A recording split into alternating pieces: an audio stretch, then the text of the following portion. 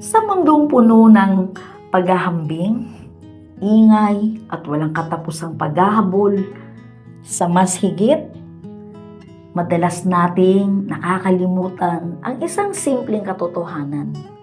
Hindi nasusukat sa dami ng meron ka ang tunay na saya, kundi sa kakayahan nating maging kontento sa anumang meron tayo ngayon. Pero ano nga ba ang ibig sabihin ng pagiging contented sa buhay? Hindi ito nangangahulugang wala ka ng pangarap. Hindi ibig sabihin ito, titigil ka na sa pag-unlad.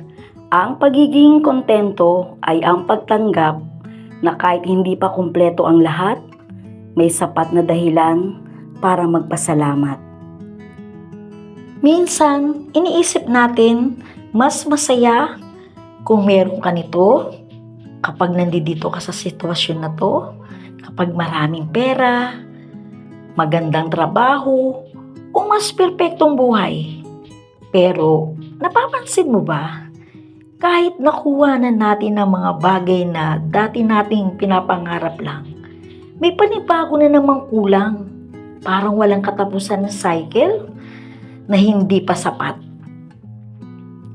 Ang pagiging kontento ay isang desisyon, isang mindset, isang araw-araw na pagpili na makita ang halaga ng kung anong meron ka ngayon.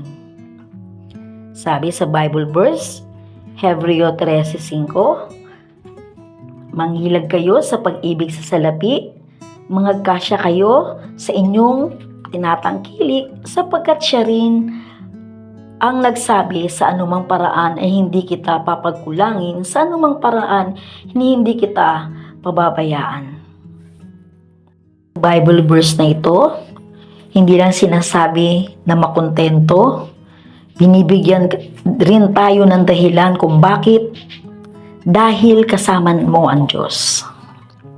Sa totoo lang, ang hindi pagiging kontento ay madalas nagmumula sa paghahambing. Nakikita mo ang buhay ng iba sa social media, sa paligid mo. And you start to question your own journey. Bakit siya meron nito? Ako wala.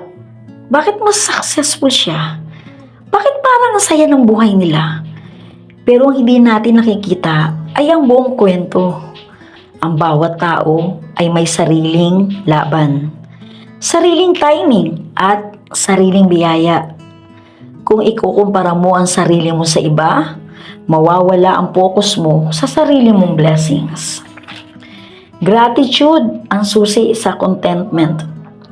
Kapag natuto kang magpasalamat sa maliit na bagay, isang tahimik na umaga, pagkain sa mesa, kaibigan na nariyan, pamilya na nagmamahal, unti-unti mong mararamdaman na hindi pala kulang ang buhay mo. Hindi kayamanan na sukatan ng tunay na yaman, kundi ang puso na marunong makontento. Hindi mo kailangang magkaroon ng lahat para maging masaya. Minsan, ang tunay na kapayapaan ay hindi nanggagaling sa pagdagdag, kundi sa pagbabawas ng stress, ng expectations, ng toxic na paghahambing. Kapag pinili mong pahalagahan ang kung anong meron ka, mas magiging magaan ang buhay. Isipin mo to, dalawang tao, parehong may sapat na pagkain, tirahan at pamilya. Pero yung isa, laging nagrereklamo, laging may kulang, laging may hinahanap. Yung isa naman, marunong magpasalamat, nakikita ang biyaya sa araw-araw. Pareho silang may parehas sa sitwasyon, pero magkaiba ang nararamdaman nila. Bakit? Dahil sa perspective everyday. Hindi automatic, hindi ito bigla na lang dumarating.